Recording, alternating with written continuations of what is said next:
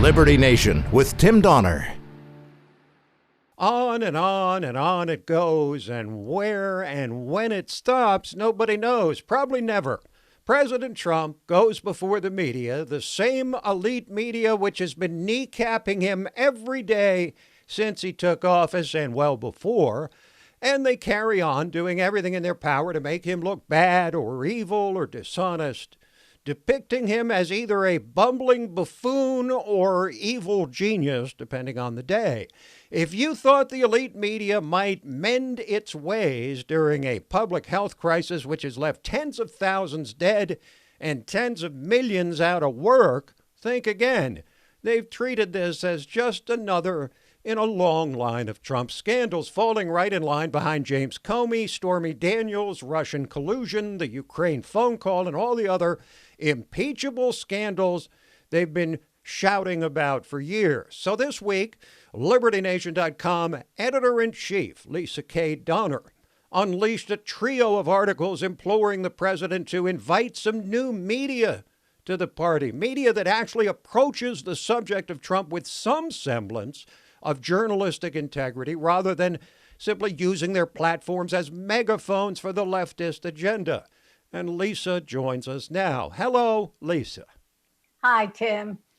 Well, thanks for joining. I've very much enjoyed your articles, and they're very instructive. But tell us what you are specifically proposing that the president do to bring some new faces into the crowd of media covering the president.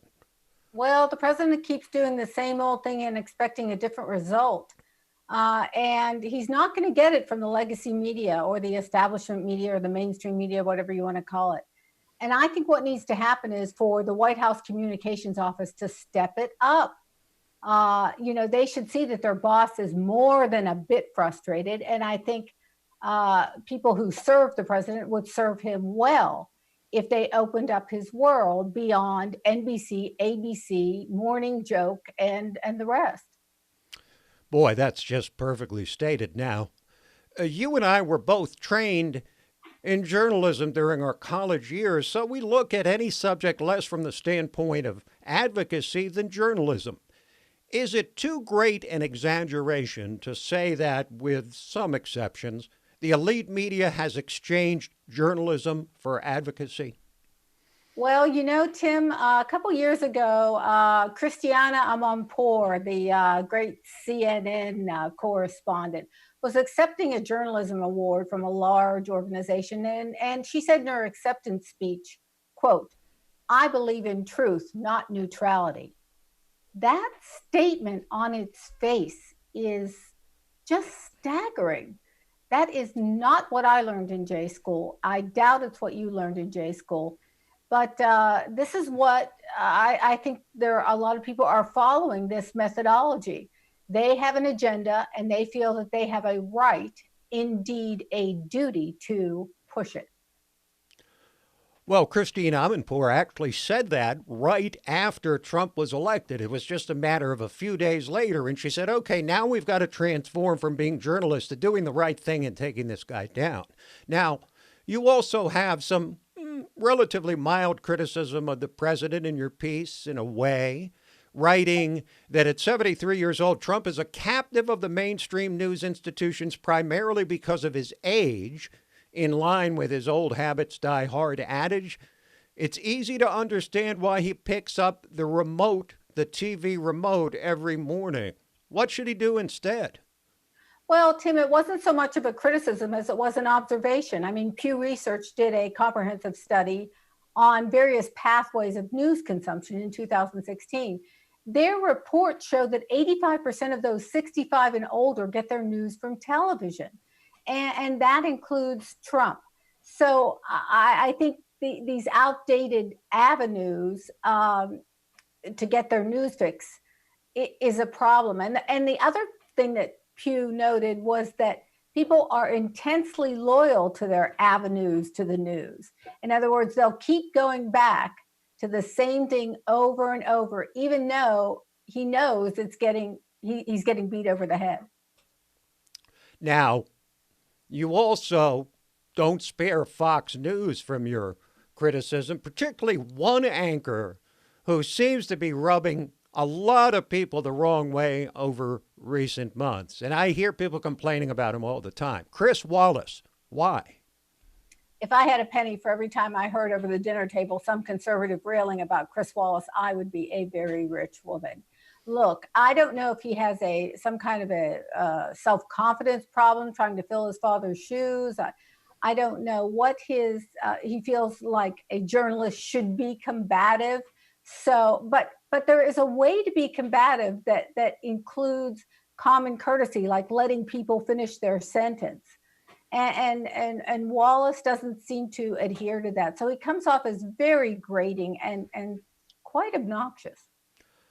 He is so intent on gaining the approval of the mainstream anti-Trump media that he goes out of his way to do it. That it seems to be so obvious to the viewer that he's going to be, I'm Chris Wallace, and I'm not going to be another Fox News, Sean Hannity, whatever. And I think in the meantime, he's sort of cut himself off from his ties to conservatives by doing all this. And he's never going to be embraced by the left like maybe he thinks he will, because he worked at Fox News, and to the rest of the mainstream media, that means he has no remaining credibility.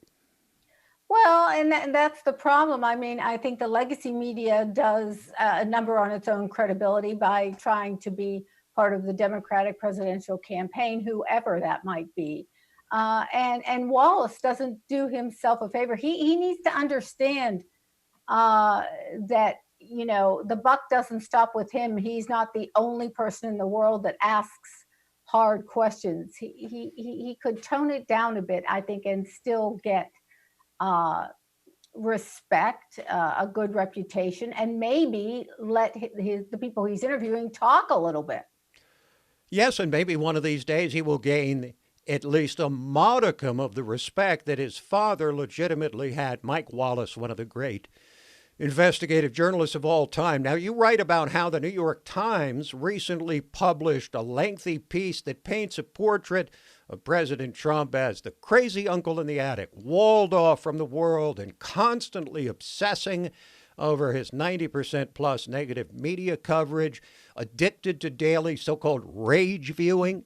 Do you think the Biden campaign could have produced a more perfect piece for their own campaign?